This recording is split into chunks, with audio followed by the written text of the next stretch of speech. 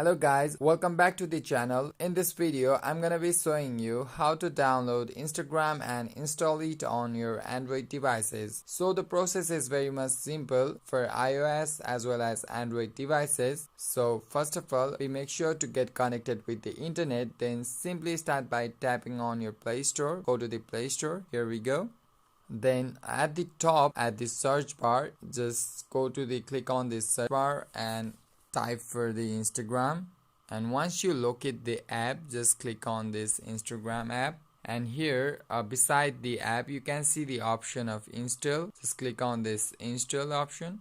So now it is going to be installed and it will take some seconds. Just wait for it.